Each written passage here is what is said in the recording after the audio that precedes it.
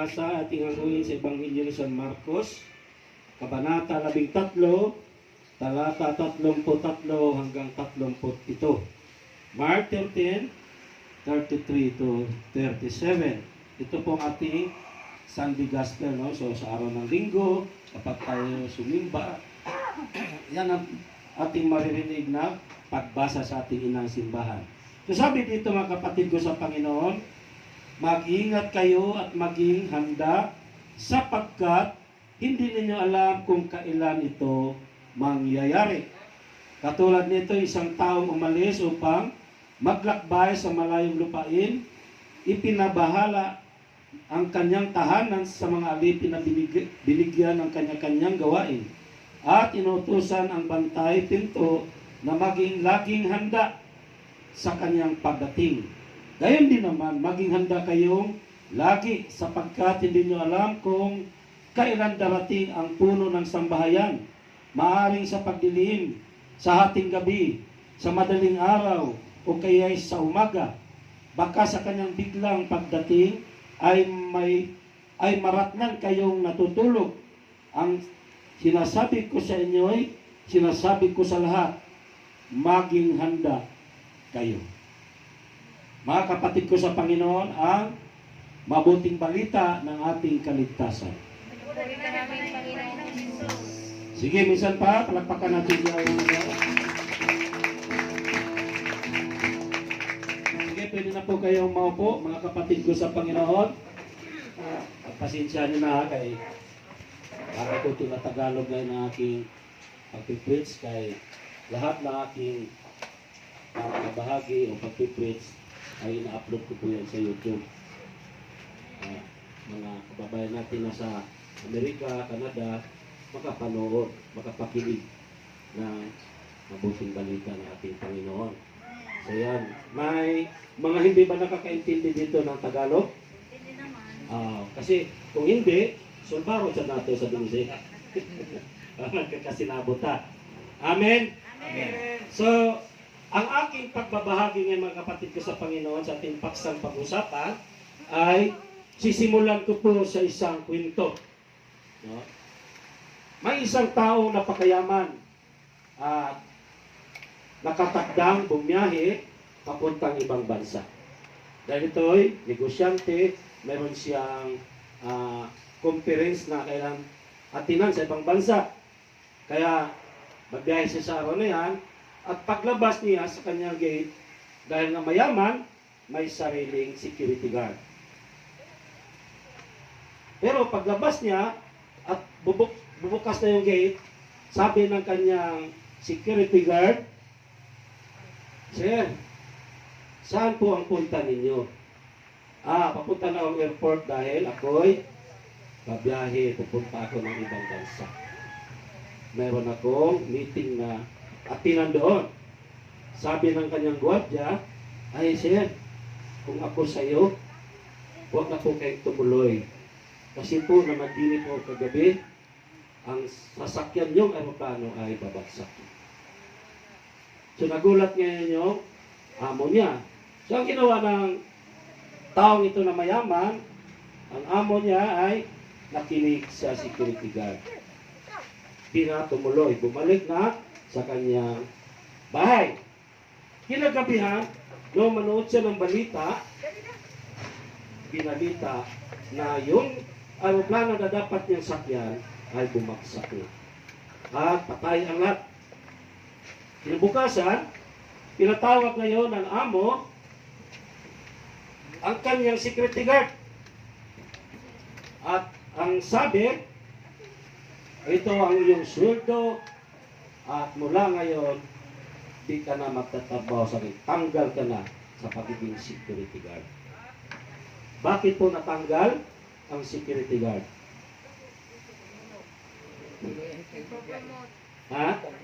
Bakit po? Dahil po, bilang isang gwardiya o security guard, kailangan gising o handa sa lahat ng oras. Ang kanyang tungkulin, ang kanyang trabaho, anumang oras, ay nasa panganib. Kailangan talaga laging handa ang security guard laging gising, at laging handa. Amen? Amen. Bakit? Tulog pala ng tulog itong security guard na ito. Amen? Kasi sabi niya, huwag na kayong tumulog kasi nanaginip ako kagabi ng plano mong sasakyan ay babagsak. So yun, no? Hindi trabaho ng isang security guard ang tulog. Kaya ang resulta, security. Kapag tulog tayo ng tulog, delikado. Amen? Dahil sa ating pagbasa, mga kapatid ko sa Panginoon, sa ating mensahe ngayon, may isang pangyayari o isang pangyayari. Kung ating pinakinggan ng pagbasa, ay ipinakita ito na darating ang anak ng tao na walang nakakaalam sa anumang oras, araw, no? Ang tinutukoy ay ang kanyang sarili. Ang tinutukoy ng Panginoon sa kanyang sinabi ay ang kanyang sarili na sa kanyang pagbabalik walang nakakaalam. Amen? So ano sabi? Kaya nga sa ating pagbasa, kaya dapat kayong laging handa. Amen? So, sa ating nililay ngayon ang ating paksang pag-uusapan ang pamagat natin, stay awake and be prepared. Amen? Manatiling gising at laging handa. Amen po ba? Amen. So, sa aking paksang ito na ating pag-uusapan ngayon, na ating pagninilayan ay binuo ko sa dalawang division. Ang unang division, why Jesus command us to be prepared and stay awake. Bakit inuutos ng Panginoong Hesus sa atin na maging handa at laging gising o manatiling gising? Una, mga kapatid ko sa Panginoon ay because God loves us. Amen. Love us. Tungod kanya no, ang atong Diyos ay nahigugma kanato. Amen. Amen. Dahil mahal tayo ng Diyos. Alam niyo bang mahal tayo ng Diyos? Amen. Concern ng ating Panginoon Hesus sa ating buhay spiritual. At gusto niyang maging handa sa ating buhay, hindi sa ano paman kundi handa ang ating spiritual na kinabuhi o ating spiritual na buhay, handa sa anumang oras sa kanyang pagdating. At ang pangyayari niyan, dumarating sa buhay natin ang Panginoon sa oras na ikaw ay mamamatay. Yan ang pinakahuli hininga mo, yan ang pinakahuli na kung saan, yan ang punto na dumating na si Jesus sa buhay mo. Muli na siyang bumalik. Amen? Walang nakakaalam ni oras kundi ang kanyang amala. Ulitin ko, concern ng Panginoon sa ating lahat. Mahal tayo ng ating Diyos ni si Yahweh El Shaddai. Amen po ba? So ano ginawa niya? Ino-offer niya ang kanyang buhay para lang tayo magkaroon ng kaligtasan. Amen? Maganda ang offer niya sa ating buhay. Maganda ang plano niya sa ating buhay. Amen. Sabi nga doon sa John 3:16 na termi natong madungog, kadalasan nating maririnig, gayon na lamang ang pag-ibig ng Diyos sa sanlibutan. Kaya, ibinigay niya ang kanyang bugtong na anak upang ang sumasampalataya sa kanya hindi magpahamak, amen, kundi magkaroon ng buhay na walang hanggan. So, napakaganda ng ibig ng Diyos na mangyari sa ating buhay. So, balit, ano bang ang tao? Matigas ang ulo. Maganda ang plano, subalit may sarili tayong plano. Amen? So, kailangan, makinig tayo sa mga salita ng Diyos. Amen po ba? Pakinggan natin ang kanyang mga salita. Amen? Kaya, napakaganda itong ginagawa natin lagi na kung saan nagkakatipod tayo upang tayo patuloy na magninilay sa kanyang mga salita. Tandaan natin, ngano, nga niingon siya nga mag-andam ka kanunay, o permi kang magmata, di ka matulog, tungod kay gihugma ka sa atong bulig na Diyos. Minahal tayo ng Diyos, and He offer us a wonderful plan of our life. Amen? Tandaan natin na maganda ang plano niya sa ating buhay, katulad din ng isang magulang na kung saan ang isang magulang hindi pangit ang plano para sa kanyang mga anak. Amen? So mahal ka ng Diyos. Mahal tayo ng Diyos. Alam, ibig sabihin, kailangan alam natin na anumang sitwasyon ng ating buhay, tandaan mo na may Diyos na nagmahal sa iyo. Amen. Ang ikalawa, mga kapatid ko sa Panginoon, kung bakit niya inuutos, unang division niya, kung bakit inuutos na patuloy tayong maging gising, maging handa. Ang pangalawa, because God doesn't want us to be lost. Ayaw niya mapawalay tayo. Amen.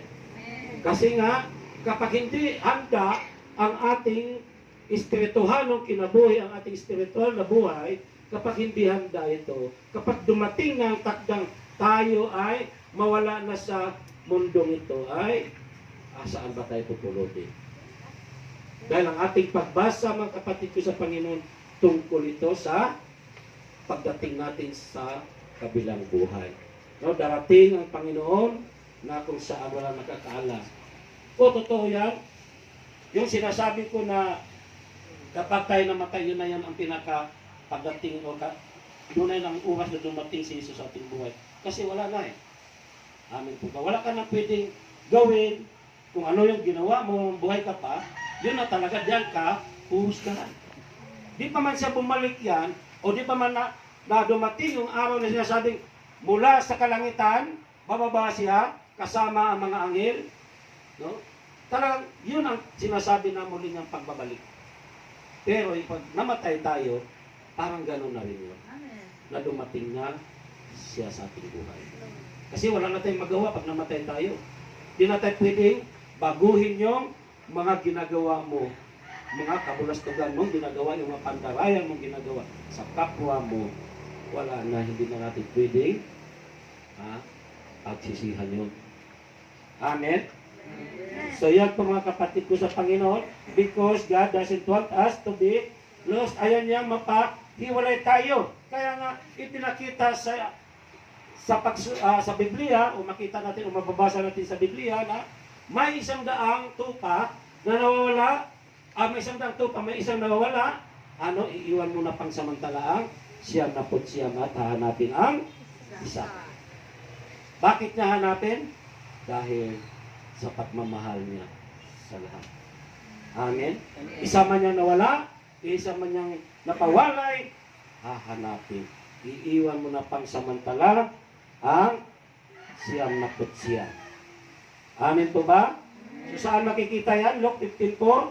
Kung ang sinuman sa inyo ay may sandang tupak mawala ang isa, ano ang gagawin niya? Iiwan ang siyam na po siyam sa ilang at hahanapin ang nawawala hanggang sa matagpuan. Amen? Bakit kaya? Dahil mahal tayo ng Diyos. Yun po, talaga, sinabi ko nga, mahal tayo ng Diyos. At ayaw na tayong mapawalay. Amen? Tayong lahat po kasi napawalay. Walang hindi napawalay sa Diyos. Kasi nga sabi, may isa man, walang karapat-dapat sa Kanya, banal na harapan. Amen? Bakit? Dahil tayo lahat ay makasalanan. So anong ibig ko sabihin, mga kapatid ko sa Panginoon? Dapat na may gagawin tayo. Amen? Sa kabila na tayo nagkakasala, ay mahal pa rin tayo ng Diyos. Kaya nga, ibinigay niya ang pagtuturo na ito upang tayo magkaroon ng pagbabago ng buhay. Amen? Bakit nga ba niya sinabi yun na dapat maging handa, laging gising? Saan? Sa ating espirituhanong kinabuhi. Gising.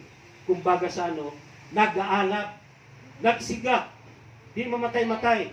Nahinumdum mo sa Ebanghelyo na 10 dalaga, ang 5 ay mga hangal, ang 5 ay matatalino. Bakit hangal yung 5? Wala silang baong langis para ano? Para patuloy na magliliyab ang kanilang dalang ilawan. Ano ba yung langis na yun?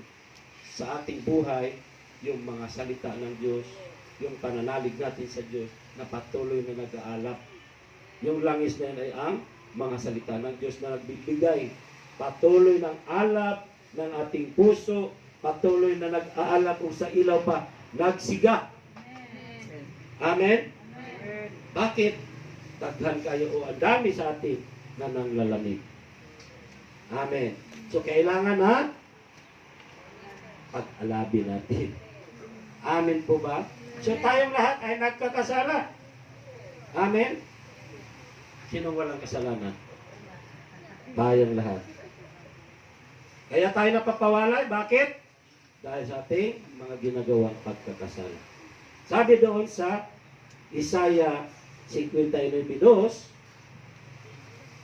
ang sala mo ang nagiging dahilan kaya di marinig ang dalangin mo at siya ring dahilan sa paglayo ninyo.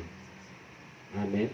So, kung tayo pala namumuhay sa pagkakasala, ay di marinig ang iyong panalangin.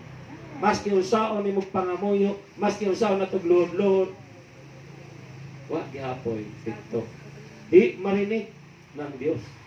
Hadlang ang ating mga ginagawang mga kasalanan. Amen? Amen. Nasabihin mo natin, nangalagad ako sa Diyos. Umaawit ako eh. Choir ako eh. Dancer ako eh. Manunugtog ako, instrumentalist ako. Preacher ako. Maging preacher ka man o ano pa man ang ginawa mo, paglilingkod kung ang buhay mo, may sikrito ka, hindi ka nagbabago, wala pa rin. Amen. So yan mga kapatid ko sa Panginoon. Ulitin ko, ang lahat ay nagkakasala at ito'y alipin ni Satanas. Kapag tayo'y namumuhay sa kasalanan, matatawag ko na tayo ay alipin ng diablo. Saan ba ito makikita? John 8:43-44. O sa Ebanghelyo ni San Juan, Kabanata 8, talata 43 hanggang 44. Bakit di ninyo maunawaan ang sinasabi ko? Sapagkat hindi ninyo matanggap ang mga inaaral ko. Ang diablo ang inyong ama. At kung ano ang gusto niya, yun ang inyong ginawa. Siya'y mamamatay tao na sa simula pa at kalaban ng katotohanan at di matatagpuan sa kanyang katotohanan kahit kailan. Kung siya'y nagsisinungaling, likas na ito sa kanya sapagkat siya'y sinungaling at ama ng kasinungalingan. So kapag tayo nagsinungaling pala, alipin tayo ng diablo. Hello. Kamong mga kabataan din ha sa gawas, kabataan din sa sulod, mga kabataan o ka ng mga dagko na, mga idara na wa bata mamakak, wa bata maglimod, di ba tayo nagsisinungaling? Ha? Delikado. Ha? So maging aral na sa atin ito. Amen? Na dapat pagsikapan natin na tayo ay makalaya sa kasinungalingan. Amen? Amen. Sasabihin na sa iyo ng kapitbahay mo o kaeskwela mo, Sisi, ganyan kasabayan niya, Sisi, ang sister eh. Sisi, pahiram mo na dyan. Kahit na meron ka, dahil alam mo, mahirap magbayad din sa bit. Wala akong pera. Wala ako ngayon. Sinungaling na yun. Amen? So kanino galing ang kasinungalingan? Kay Satanas. Kaya tandaan natin, ang dapat si Jesus ang nasa ating pamumuhay. Amen? Dahil siya po ang katotohanan, si Jesus lang ang katotohanan. Sabi nga niya, I am the way, the truth. No? Siya ang katotohanan. At siya ang buhay. Amen po ba? So yan po ang unang dibisyon, no? Ulitin ko nga naman, o bakit niya sinasabi na kailangan maging handa tayo at laging gising dahil o tungod kay mahal ka ng Diyos. Iniibig tayo ng Diyos. At ang pangalawa ay ayaw niyang mapawalay tayo. Isa man sa ating ayaw niyang mawalay ka sa piling niya. Amen? Napakasarap kaya ng piling na ang nasa piling tayo ng Diyos. Diba? Sa piling mo, O Diyos, ay may kalakasan. Diba? Sa piling mo, O Diyos, ay may kalakasan. Hallelujah. Diba? So kapag namumuhay kasi tayo sa katotohanan, kagalakan talaga. Tunay na kagalakan ng ating mararamdaman. Amen?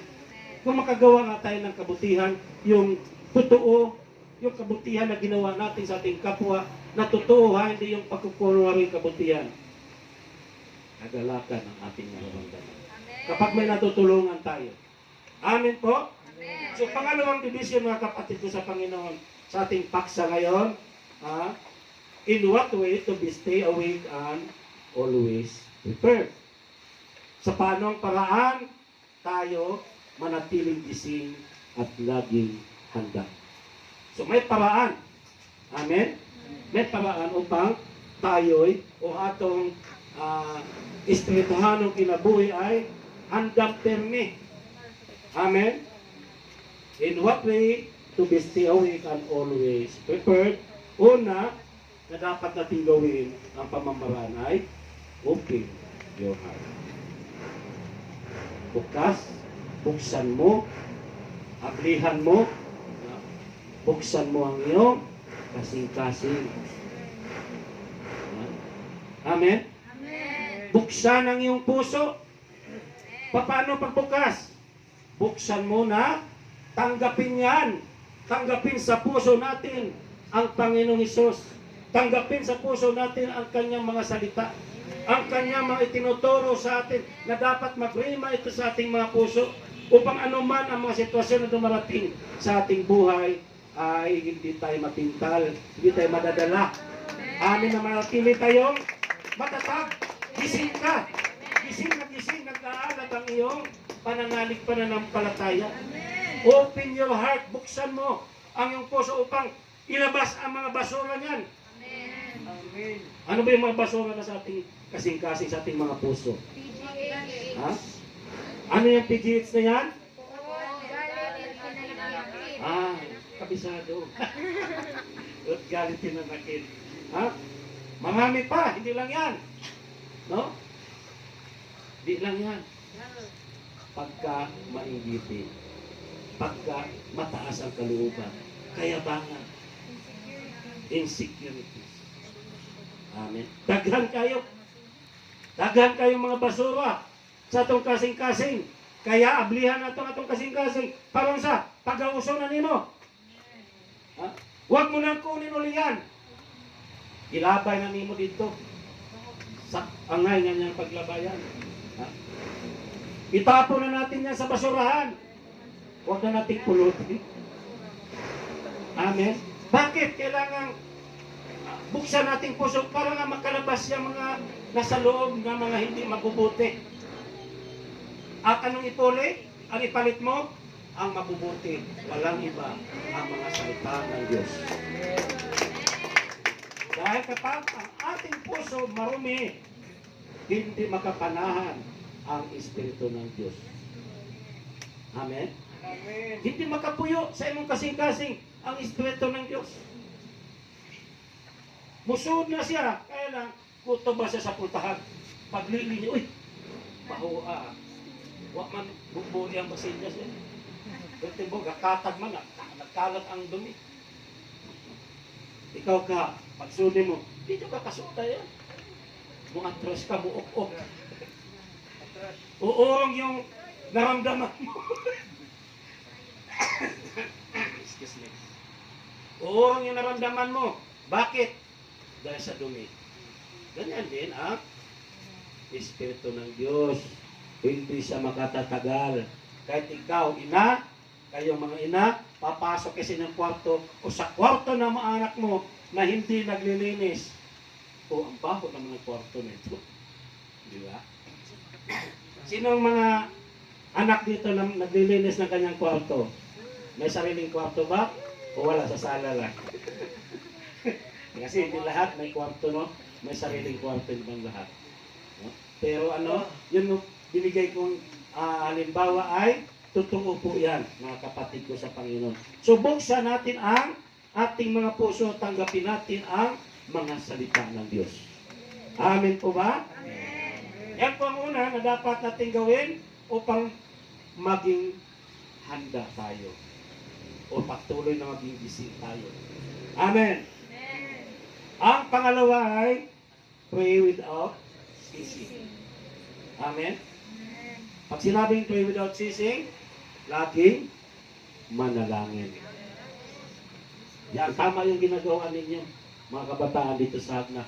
Sa totoo lang, huwag niyong ipagkalaki sa inyong atay. Sa inyong atay balon-balonan. Nabiblis ako sa inyo nung nag-opening kayo sa inyong anniversary. Talagang, di ko lang pinahalata na umiiyak na ako habang pinupunan ko kayo ng video. So yun. Kasi, bakit ba naging ganun? Bakit ba kayo gikulsara ng Espiritu ng Diyos sa oras na yun? Tungod sa inyong pag-ampo. Kapag prayerful ka, kapag patuloy tayong nanalangin, bukunsad kanimo ang Espiritu ng Diyos. Kaya naman, o gamay ang imong panalangin, gamay rapod kayo ang imong busog. Little power, little prayer, little power. Amen. Amen. Much prayer is much power. So napakahalaga sa atong kinabuhi nga perme tayong mag-ampo. Lahat ng oras na digit na ayon, di ta mawala ng agana, ibig sabihin, patuloy na nag-aalag tayo. Na sa ating panalangin ay samahan tayo ng Diyos, nabigyan tayo ng kalakasan sa anumang oras, dumating man sa atin ang sitwasyon na hindi natin gusto. Mga pagsubok katulad ng COVID na ito. Di ba? Nang unang dumating, ang daming natatakot. Nawala ang pananalig sa Diyos. Amen. So, panalangin lang ang katapat. Bakit?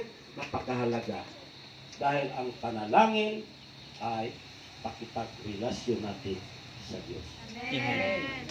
Ang uban, ang panalangin, ang uban, kung saan? O ang iba, nananalangin para saan? Para lang pahingi. Lord, pahingi. Tagay ko, usak ka sa akong bugas.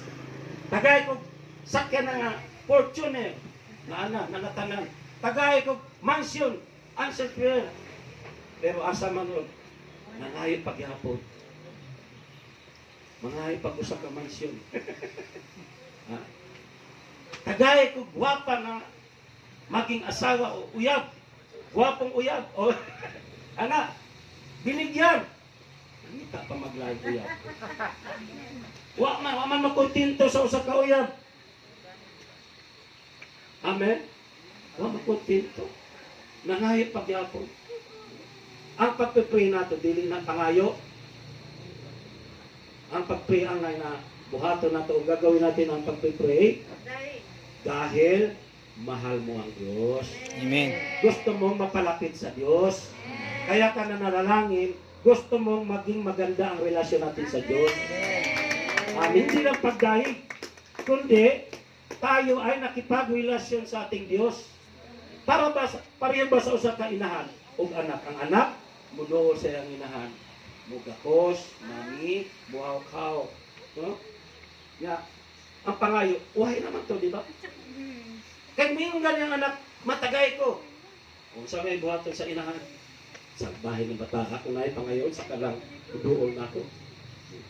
Di ba? Anong bation sa isa kainahan nga, Ang anak, muduo lang og mangayo. Ang Diyos ganyan din. Kalapit lang sa pag may kailangan. Kalapit ka lang kung may sakit ka na. Amen?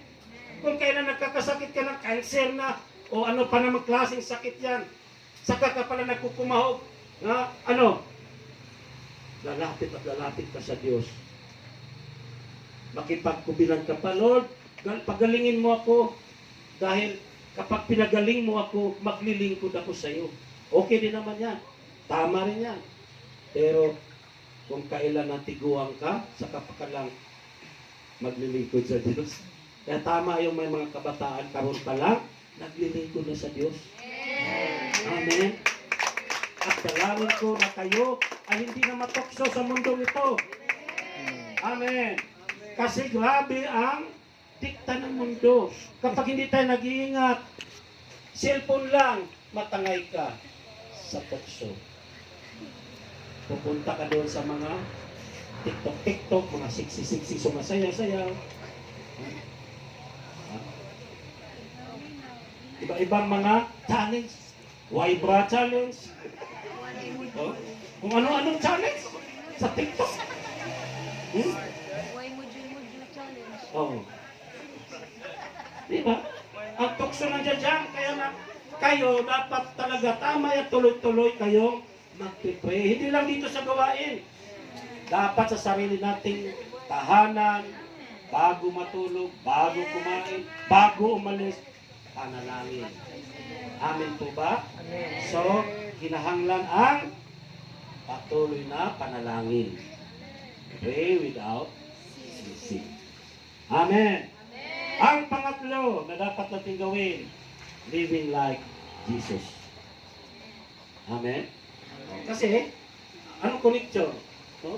Kapag patuloy tayo nanalangin, mamumuhay tayo na ayon sa kalooban ng Diyos. Nakatulad ng Panginoon. Amen po ba? Kasi sabi sa unang Juan 2:6, ang nagsasabing na natili siya sa Diyos ay dapat mamuhay tulad ng pagkapamuhay ni Jesucristo. Amen? Ulitin ko, ang nagsasabing na natili siya sa Diyos ay dapat mamuhay tulad ng pagkapamuhay ni Jesucristo. So dapat ito ang dapat natin gawin. Amen po ba? So kailangan makita sa ating buhay si Kristo Jesus. Amen? Nasa araw-araw nating buhay, bandera ni Jesucristo ang dala-dala mo. Kapag gumagawa ka ng mga kabutihan sa ating kapaligiran, sa lahat ng ating pupuntahan, sa lahat na pagkilos natin, o kabutihan na ayon sa kalooban ng Diyos, bandera ni Kristo ang dala-dala natin. Pero kung patuloy tayong gumagawa ng kalukuhan, hindi magandang mga ginagawa natin, bandera ni Satanas ang dala-dala natin. Amen? Amen. Bandera ni Satanas. So, kailangan makita si Kristo sa ating araw-araw na buhay. At paano ito? Yung banal na espiritu ay patuloy nating pananahanin sa ating buhay. At ang banal na espiritu na yan, kapag nasa buhay na natin, araw-araw magkakaroon ng bunga. Amen? Amen. Nasa atin ang bunga ng banal na espiritu. Ano ba yung bunga ng banal na espiritu? Ha? Pag-ibig, unang-una. Kagalakan, kapayapaan, katyagaan, kabaitan, kabutihan, katapatan, kahinahunan, at pagpipigil sa sarili. Kapag ito nasa buhay mo, ibig sabihin niya, katulad ka na ni Kristo. Amen po ba? Amen. Kasi nasa iyo na ang pag-ibig ng Diyos. So, nandyan ang kapayapaan sa buhay mo. At, isa pa, nandyan yung pagtsatsaga mo. Katulad ng ginagawa niyong pagtsatsaga ngayon. Di mo yung iba dito, alas 12 pa, kasabay namin dumating. Anong pagtsatsaga? Nagtsatsagang mag-practice ng awitin. Nagtsatsagang mag-practice ng pagsayaw. Amen? So, yun po mga kapatid ko sa Panginoon. Ibig sabihin yan, nasa atin ang bunga ng banal na Espiritu. Amen. Katyagaan, kabaitan, kabutihan, katapatan. Amen. Natapat tayo sa ating kapwa. Tapat tayo sa ating magulang. Tapat tayo sa ating kaibigan. Tapat tayo sa ating asawa. Tapat tayo sa kanino pa man. Higit sa lahat, tapat tayo sa Diyos. Amen. So yan po mga kapatid ko sa Panginoon. Na kapag nandyan na ang bunga ng banal na Espiritu sa atin, kaya nating ibigin ang ating kapwa. Kaya mong sumunod sa utos na ng Panginoon. Amen. Amen? Bakit? Utos niya eh. Nagmamahalan ang bawat isa. At ibigin natin ang ating kapwa. Amen po ba? Amen. Kasi sabi niya yun, mag-ibigan kayo. Gaya ng pag-ibig ko sa inyo. Dahil kapag inibig natin ang ating kapwa, inibig natin ang Diyos. Amen. Kung anong ginawa mo sa iyong kapwa, ginawa mo sa Diyos. Amen? Kaya nga, napakahalaga yung namumuhay tayo sa pananalita o ayon sa kalooban ng Diyos. Ibig sabihin, namuhay tayong katulad ni Jesus. Amen? So, ibig sabihin, nawawala ng inggitan, nawawala ng siraan. Dito sa inyo, may nangyayari pa bang ganon? Ha? Baka mamaya may mga lihim kayong sama ng loob. Pasabihin mo isa, pero maaari kayo magbiso-biso, muhak-hawak sa kilig. Pero siya na naman isa, na nakatago pala. Di ba? Totoo yan. Ha? Kahit na nasa gawain. Kasi nangyayari yan eh. Sa mga manggagawa. Nag-isnaba. Yung iba nga, Sister, bakit hindi ka na dumadalo? Hanggat yan ang coordinator. Ayaw kong dumalo. Ang iba, umalis na sa gawain. Bakit kayo umalis? Nabasa ko ba? Nadinig ko, napanood ko. Ang alin? Yung Santo Papa na pumapayag siya na ikasal na yung mga same-sex marriage. Sabi ko, pambihira ka naman. Dahil lang ba dyan? Maniniwala ka kagad? Alam nyo, sa mga Facebook o ano pa may YouTube na yan, marami kalukuhan dyan. Ang dali-dali kay i-edit niyan. Sigurado ka bang Santo Papa yung nagsasalita? At maniniwala ka kagad? Amen po ba? At makarinig ka sa iyong kapwa na hindi mabuti, aalis ka kagad, ayaw ko na dyan kasi ganyan pala sila. Huwag kang pumayag na mapawalay ka sa Diyos dahil lamang sa iyong kapwa. Amen. Tandaan natin, ang ating kaligtasan ay sa sarili lang natin. Amen. Huwag kang pumayag na mawala ka sa piling ng Diyos dahil sa kagagawan ng iyong kapwa, dahil sa naririnig mo. Kaya napakahalaga yung nasa atin ang Espiritu ng Diyos, yung bunga ng banal na Espiritu. Kasi mawawala na ang siraan, inggitan, awayan. Amen. Bakit? Kailangan gawin natin yan dahil napakaikli ng buhay. Sabi ko nga, ang buhay natin ay parang usok, aso. Saglit lang, nawawala agad. Di mo alam kung hanggang kailan ka dito sa mundong ito. Kaya ang gawin mo, lagi kang handa. Amen. Kasi sinabi mo, handa ka na ba? Handa na, sabi ka no. May kaibigan ako nung araw, wala pa ako sa gawain ng Panginoon. Ang edad ko noon ay 18 years old pa lang ako. Sa lugar ng Pampanga.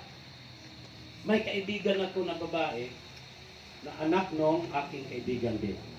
Sabi niya sa akin, alam mo kuya, handa na ako. Sabi ko, anong handa? handa na ako mamatay. Grabe. Nagulat ako. Bakit? Ba't nasabi mo yan? Kasi alam ko kung saan ako pupunta kapag namatay ako. Alam ko na sa piling ako ng Diyos. So tanong siya katiwala. Bakit kanya nasabi yun? Siguro, alam na niya kung ano mga ginagawa niya kapag para sa Diyos. Amen. So napakahalaga yan. Lalakad tayo o mamuhay tayo na ayon sa kabutihan ng Diyos o sa katulad ng ating Panginoong Jesucristo. Amen? Bakit? Dahil kaya na nating mahalin ang ating kapwa. At handa ka nang magbigay ng patawad sa mga nagkakasala sa iyo. Handa ka nang magpatawad sa mga gumagawa sa iyo ng hindi mabuti. Amen po ba? Dahil yan ang utos ng Panginoon eh. Utos ng Diyos yan. Na magpatawaran tayo sa isa't isa. Umanhinan tayo sa isa't isa. Kung may hinanakit tayo, no? Magpatawad tayo. Bakit? Dahil pinatawad tayo ng Diyos. Amen? Amen. So napakahalaga na lumakad tayo sa katulad ng ating Panginoong Jesucristo. So, kailangan mabago na talaga ang takbo nating pamumuhay. Kung dati di tayo marunong magmahal sa ating kapwa, sa ating kaaway, mahalin na natin. Kaya mong mahalin ang umutang sa na hindi nagbabayad. Kaya mong mahalin yung pumatay sa anak mo. Kaya mong mahalin yung pumatay sa asawa mo. Di ba? Grabe, no? Yung halimbawa, humalay sa anak mo, bilang ama o bilang ina, kaya ba natin patawarin? Imposible, no?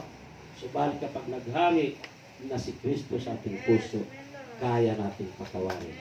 Amen!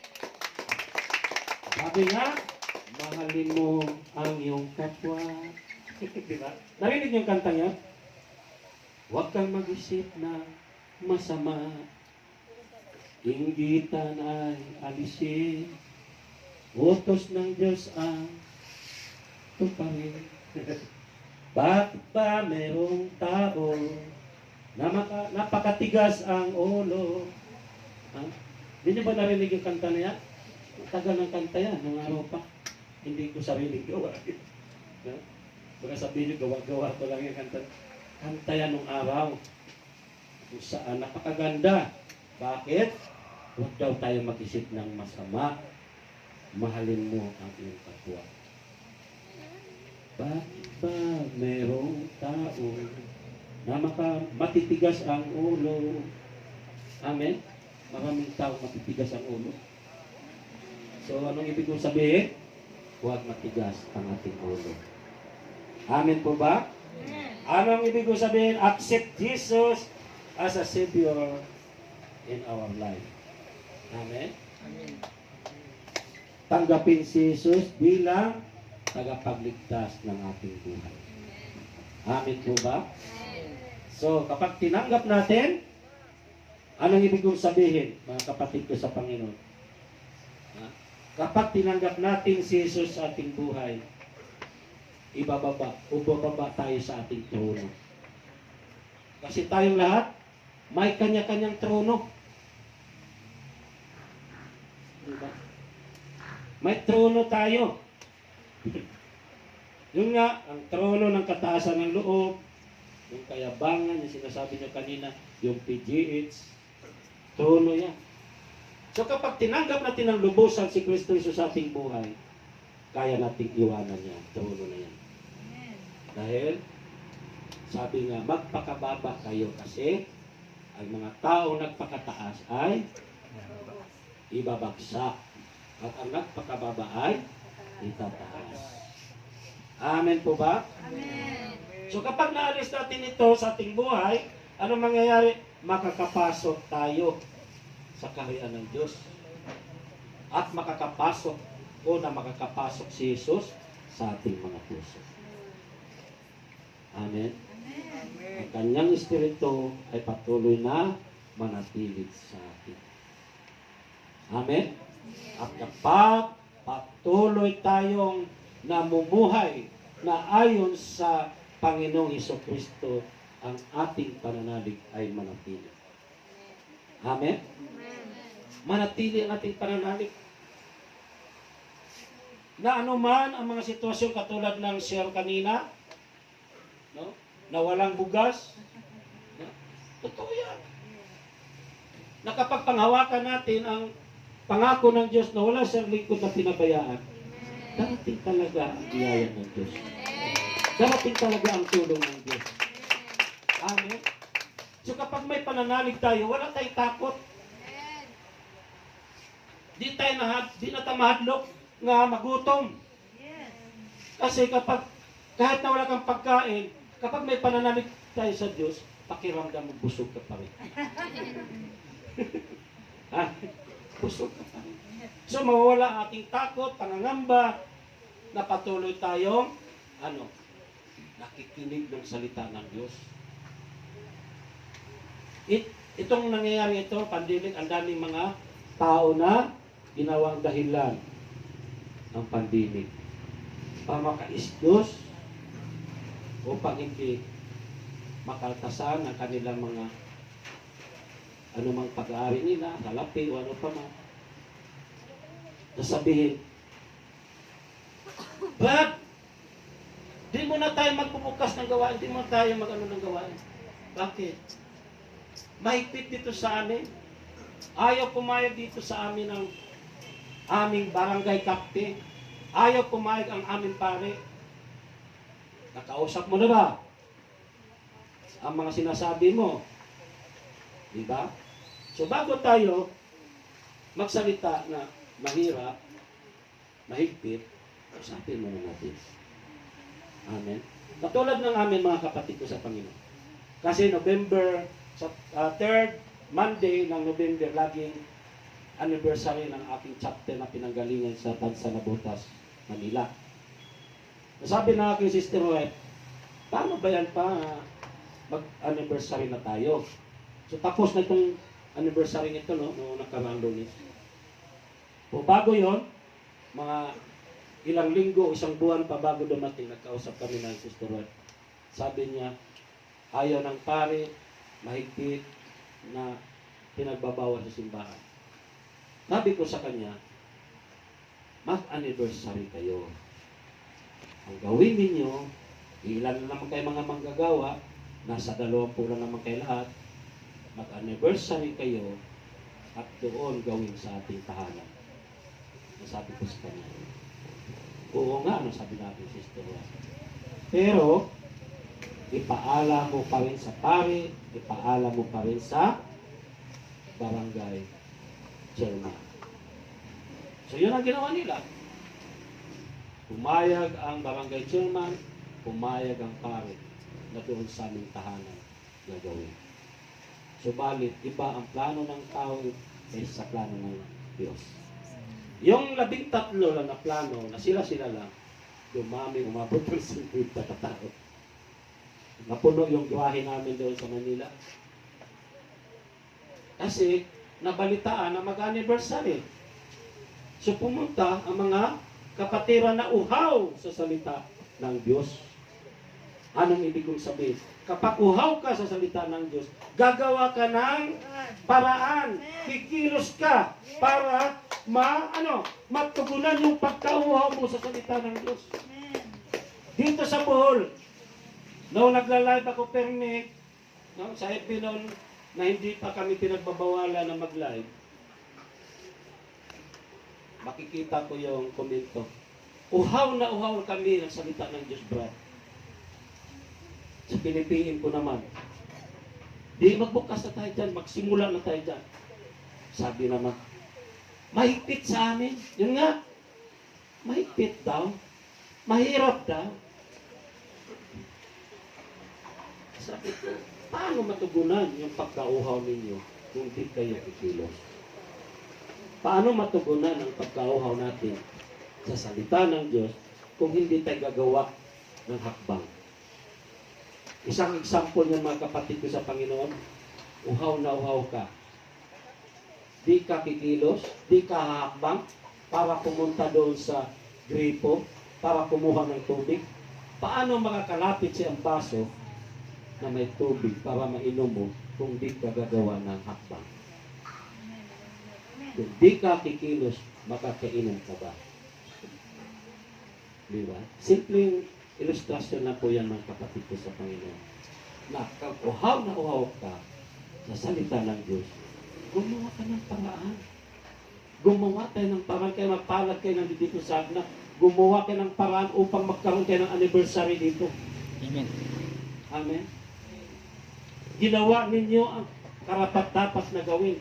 Ipinakita nyo lang na uhaw kayo sa salita ng Diyos. Amen. At totoo naman yan. Yung kauhawa natin sa salita ng Diyos, matutugunan lang yan sa patuloy nating pakikinig ng kanyang mga salita. Amen. Kaya dapat patuloy lang tayo na nasa atin ang pananalig natin sa ating Panginoong Jesucristo. Amen po ba? Amen. Dumating man ang baha, dumating man ang bagyo, patuloy tayo nananalig sa ating Panginoong Jesucristo. Huwag tayong paapekto. Amen? So, kailangan na tuloy-tuloy. Huwag nating tingnan na negatibo ang mga bagay na nangyari sa buhay nito. Kaya sabi ko nga sa kanila dito kanina, napakaganda ng ginawa ng COVID na resulta ng COVID. Bakit? Nandito kayo mga kabataan. Kung wala siguro COVID, wala kayo, di kayo magkatapok ni rin namin. Oh. Diba? Nagpunta ako ng kalapit. Sabi nung nga pamangkin ni Brother John Lagawama, alam niyo po, kung walang COVID, wala kami dito sa gawain. Kung kailan nagka-COVID, saka kami nakakadalo sa gawain. So, isa sa layunin pala ito ng Diyos.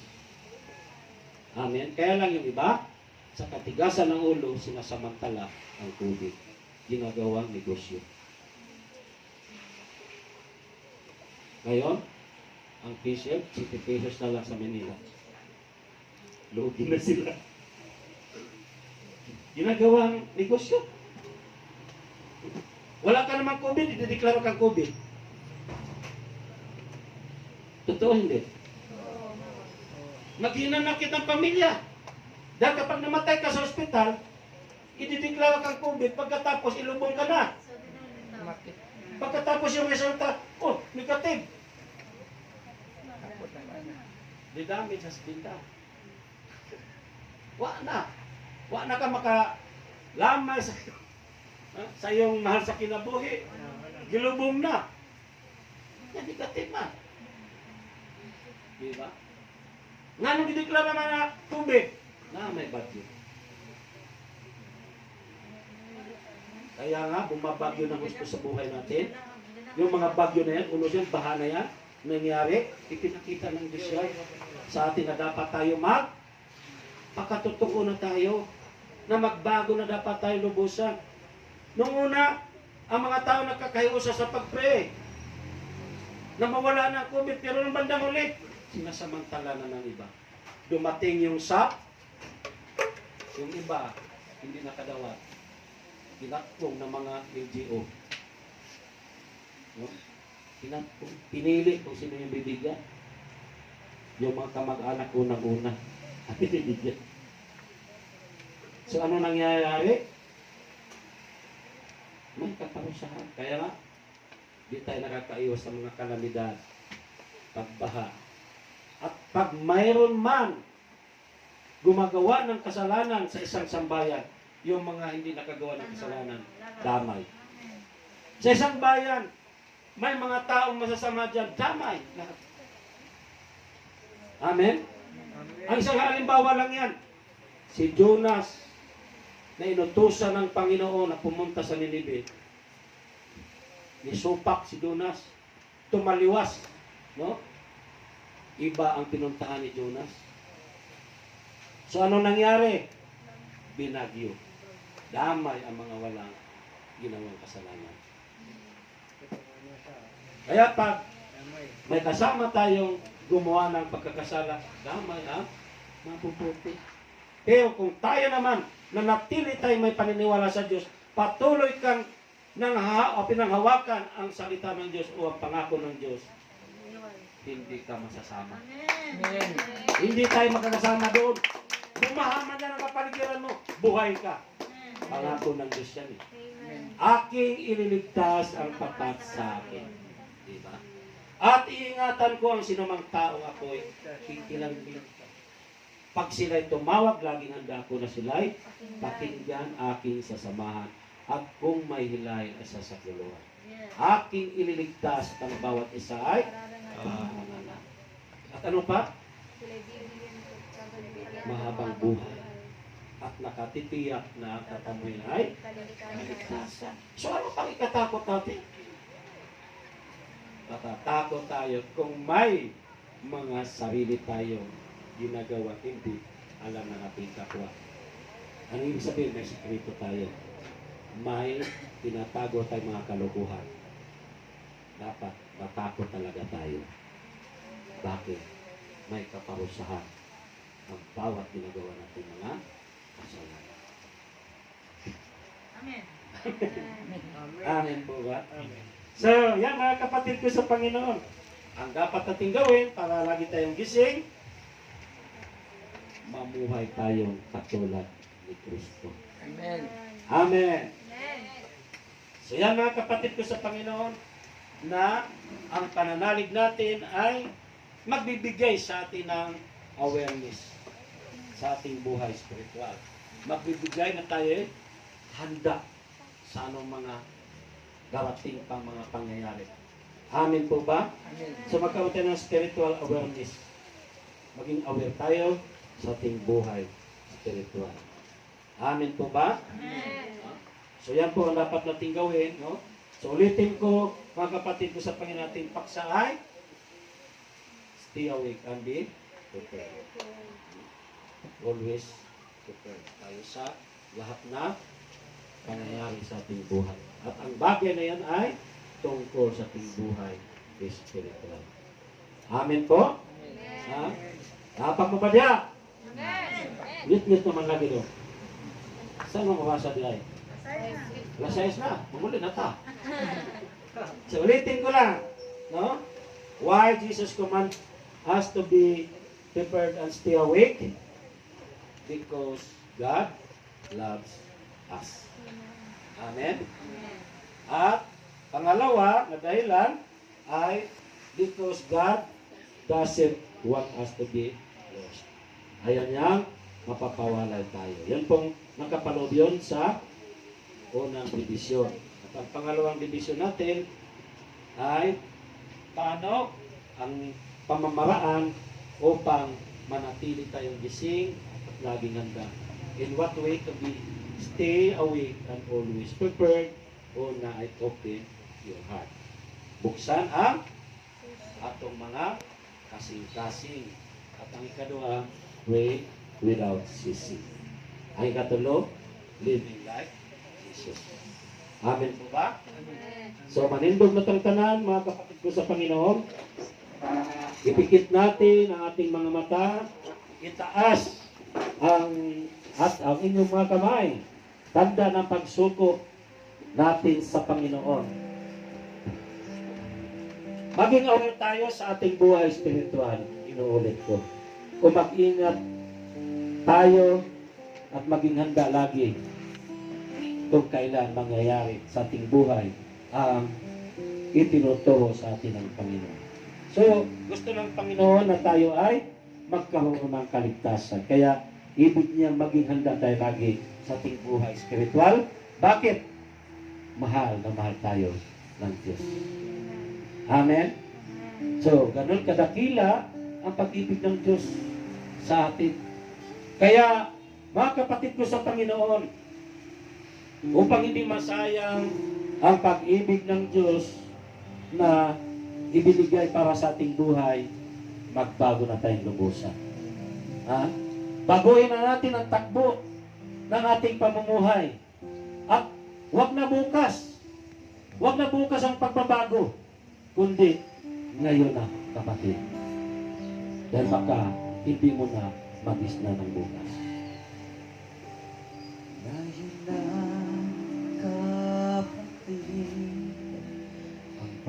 panahon ng pagbabago, kamundo ay takwil mo na. Lumapit na sa may kapal, di ka ba nababahala sa mga nangyayari ngayon? Bakit tayong nagsasaad? Katapos ay nalalapit na. Ngayon na kapatid, ang panahon ng pagbabago. Huwag mo nang hintayin pa na ang lahat ay maging muli. Kaya ba nang makamundo, sa'yo kaya'y nagbibigay ng kaligayahan na walang katapusan. Pag-ibig na kahit tamis, pag-ibig na walang hanggan, sa Diyos lamang matatagpuan. Hihingi at makakamit mo ngayon na kapatid, ang panahon ng pagbabago. Huwag mo nang hintayin pa na ang lahat ay maging muli. Ngayon na kapatid, ang panahon ng pagbabago. Huwag mo nang hintayin pa na ang lahat ay maging muli. Ngayon na, ngayon na, ngayon na, ngayon na, ngayon na, ngayon na, ngayon na, ngayon na, ngayon na. Yes, Lord. Kapatid, ngayon na ang pagbabago. Hindi bukas. Dahil baka mamaya, di na darating ang bukas sa iyong buhay. Ngayon pa lang, maging handa tayo sa pagdating ng ating Panginoong Jesucristo. Salamat po, Diyos, sa hapong ito. Salamat sa mensahe mo po sa bawat isa sa amin. Lobin mo, Diyos, na anuman ang aming napapakinggan. Napapakinggan ng aking mga kapatiran na narito ngayon sa tahanan ni Sister Pasita. Lobin mo, O Diyos, na nagrima ito sa aming mga puso at makita ito sa araw-araw naming pamumuhay.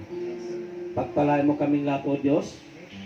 Unang-una, pagpalain mo ang tahanan ito na nagpatuloy sa iyong banal na gawain, ang tahanan nila Pasita Medalla. Lobin mo, pagpalain ang kanyang buong pamilya, ang kanyang mga mahal sa buhay. Mga kapatid, patuloy mong pagpalain. Ganon din si Sister Emerita. Ikaw po ang patuloy magpala sa kanilang mga buhay. Patuloy nilang maranasan, O Diyos, ang biyayang siksik-liklik umaapaw sa lahat ng aspito ng kanilang buhay. Ganon din, Panginoon, si Sister Marcusa. Patuloy mong pagpalain ang aking mga kapatid na narito ngayon. At ang mga awit, mga kabataan na narito, O Diyos, sa pangungunan nila Sister Angel, Sister Minerva, Sister Juan, Sister Heidi, Brother GB, Brother Russell, at iba pang mga kabataan dito na hindi ko man sila kilala personal ang kanilang pangalan. Lord, ikaw po ang magpala sa aming lahat. Sa mga kabataan ito, patuloy kong dalangin na ingatan mo po sila, O Diyos, ilayo sa anumang uri ng kapahamakan. At anuman ang kanilang binibiti sa buhay, dalangin ko na ito'y kanilang makakamtan. Patuloy mong pagpalain ang kanilang buhay paglilingkod, na hindi na sila magpapawalay pa sa iyong Panginoon. Na patuloy na mag-alap ang kanilang puso na maglilingkod sa iyo. Maging kanilang mga mahal sa buhay. At Lord, dalangin ko sa lahat na narito ngayon, answered prayer na po sila sa kanilang mga kahilingan. Pinagaling mo na may mga sakit at karamdaman. Pinalakas mo na may mga nangihina. Sa Panginoon, maraming salamat at pagpalain mo, Diyos, ang aking kapwa tagapahayag ng mabuting balita, si Father Archie Capuente. Patuloy mong pagpalain ang aking kasama. Patuloy mong ingatan, O Diyos, ang kanyang mga mahal sa buhay. Patuloy mo siyang pagpalain. Patuloy mong samahan, O Diyos, ang kanyang paghayag ng mabuting balita na patuloy siyang magamit sa kapanahunan na maging daluyan ng pagpapala sa kapwa. Lord, anuman ang kahilingan o ang ibibigay nila sa iyo, Diyos, sa hapong ito, dalangin ko, ibalik mo sa kanila ang higit pang pagpapala, siksik-liglig umapaw sa kanilang mga buhay. Kaya maraming salamat po, Diyos, at uwi kami sa aming mga tahanan na isa ng mananagumpay. Amen. Kaya maraming salamat po, Diyos, sa iyo ang aming pagpasalamat pagsamba sa pangalan ni Jesus, sa ngalan ng Ama, ng Anak, at ng Espiritu Santo. Amen at amen. Puihin ang Panginoon at magpasalamat tayo sa ating Diyos na buhay.